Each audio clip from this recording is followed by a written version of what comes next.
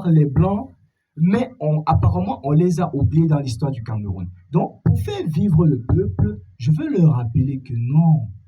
Déjà, si vous connaissez là où vous venez et si vous connaissez qui vous êtes, ne perdez pas espoir, car un jour, la lumière sortira de vous.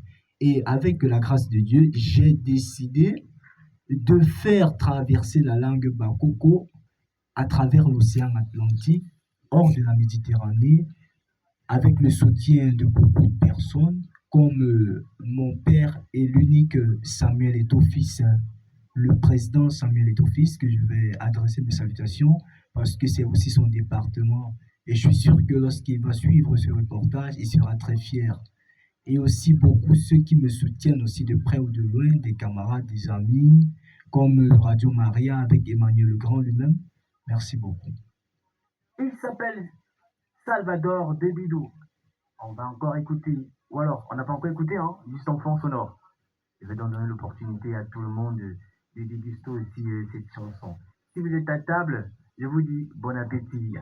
Je vous donne encore cette chance d'être à l'écoute de l'émission Week-end des Jeunes en participant en appelant le 692 36 09 15. Le 692 36 09 15.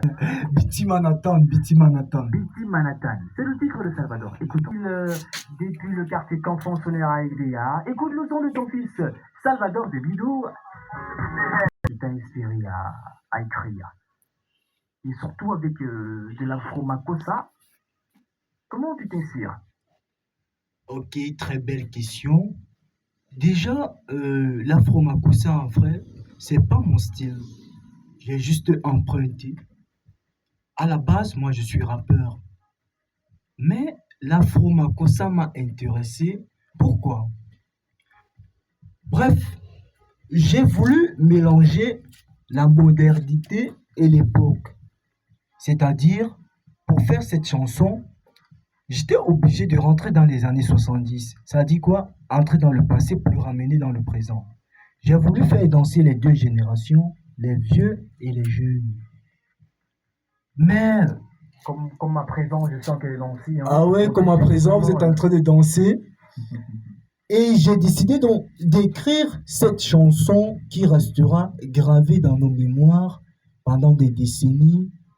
C'est vrai, on se rappellera, j'espère qu'un jour le Cameroun ou le monde entier se rappellera de ce petit garçon, Salvador Debidou, qui avait écrit l'histoire d'Impo.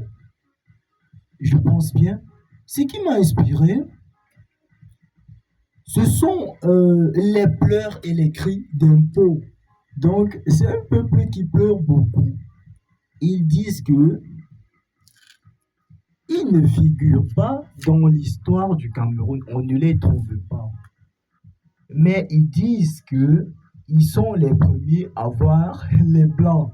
Genre, quand vous demandez à un Po, à un Bakoko, à un Bassa, il va vous dire non, c'est nous les premiers à voir les Blancs. Edea est la première ville électrifiée. Lorsque les Allemands, les pères palotins arrivent, ils ont atterri chez nous.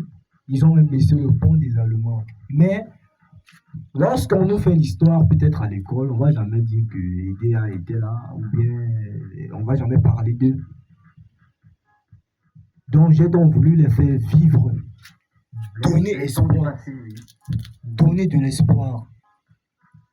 J'ai écrit cette chanson avec c'est-à-dire beaucoup d'amour. Ça fait c'est 4 ans de recherche. C'est-à-dire, j'ai écrit la chanson en français. J'ai essayé de la traduire, mais je reconnais que les difficultés, la langue n'est pas facile. Donc, du coup, j'ai essayé de me rapprocher chez les anciens pour essayer de traduire. C'est vrai que même la traduction, vous voyez, je me suis débattu parce que c'est pas vraiment le vrai Bakoko que je parle. Là. Donc, j'ai bricolé. Mais j'espère quand même que le message est passé. C'est ça le plus important. Le message n'est pas encore assez passé. Le message n'est pas encore assez passé. On va faire un show tout à l'heure. Ok. On va faire avec la musique qui passe en fond sonore. Ok. Vous allez donc nous refaire vivre cette chanson qu'on a écoutée tout à l'heure. Ok. Mais là, moi, je vais vous accompagner en bac. C'est-à-dire, vous allez m'apprendre à faire le refrain. Et moi, je fais le refrain et on chante. Et il n'y a pas de souci. Le Cameroun, c'est un pays culturel. C'est vrai. On partage les cultures. Ok, je suis d'accord avec vous, il n'y a pas de souci. Alors, avant de d'arriver au stade où on fait le show, j'aimerais savoir, Salvador Debino, qu'est-ce que tu veux concrètement à travers ces chansons? Est-ce que tu es sûr que ça va porter ses fruits?